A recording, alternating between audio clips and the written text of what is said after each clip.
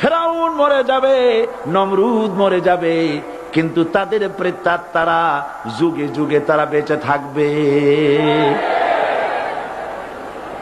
আগুনের ভিতরে ভালাবার ব্যবস্থা হয়েছে।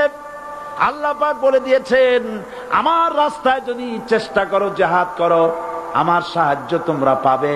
ওয়া কানা হাক্কান আলাইনা নাসরুল মুমিনিন, মুমিনদেরকে সাহায্য করা আমি আল্লাহর জন্য ওয়াজিব।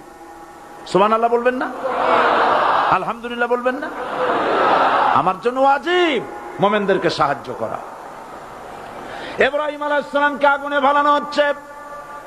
হযরত জিবরাইল বলেন, ইব্রাহিম তোমাকে আগুনের ভিতরে ফালানো হতেছে, আমার কাছে সাহায্য চাও, আমি তোমারে বাঁচায় দেব। হযরত ইব্রাহিম আলাইহিস সালাম তিনি বললেন, জিবরাইল আমার পরীক্ষা চলতেছে, আমাকে ডিস্টার্ব করো না, আমি তোমার কাছে সাহায্য কেন চাইব? আমি তো এমন কোন অন্ধ আল্লাহর ইবাদত করি না যিনি তার বান্দার দুঃখ দুর্দশা নিজের চোখে না দেখেন। পরীক্ষা পাস করছে না? পাস করছেন কিনা? হযরত ইব্রাহিম বলেন, শোনো জিবরাইল, আমি যদি আগুনের ভিতরে পড়ে যাই আর আগুনে পুড়ে যদি ভস্ম হয়ে যায়, আমার আল্লাহ যদি এতে খুশি হন, তাহলে আমি আমার রব্বুল আলামিনকে খুশি করার জন্য এভাবে 1000 বার পুড়তে আমি রাজি আছি। ইব্রাহিম আলাইহিস সালাম আগুনের ভিতরে পড়ে গেলেন। আল্লাহ রাব্বুল আলামিন আগুনের প্রতি নোটিশ করে দিলেন, ইয়া নারু কুনি বারদাও ওয়া সালামান আলা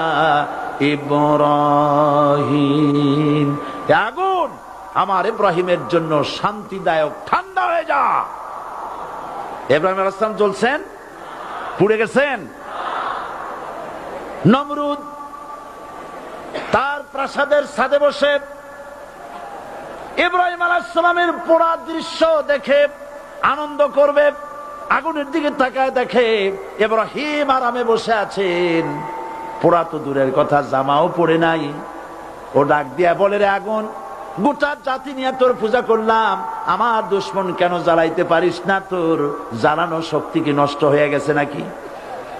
আগুনের ভিতর থেকে আওয়াজ বেরিয়ে এলো, নমরুদ, আমার ভিতরে দাহ্য শক্তি, জ্বালানো শক্তি আছে কি নাই যদি প্রমাণ করতে চাও, টেস্ট করতে চাও, তুই নিজে আয়, তোরে সুদ্ধা তাম দুনিয়া জ্বালাই দিতে পারি, ইব্রাহিমের এক গাছা পশম জ্বালাইতে পারি না।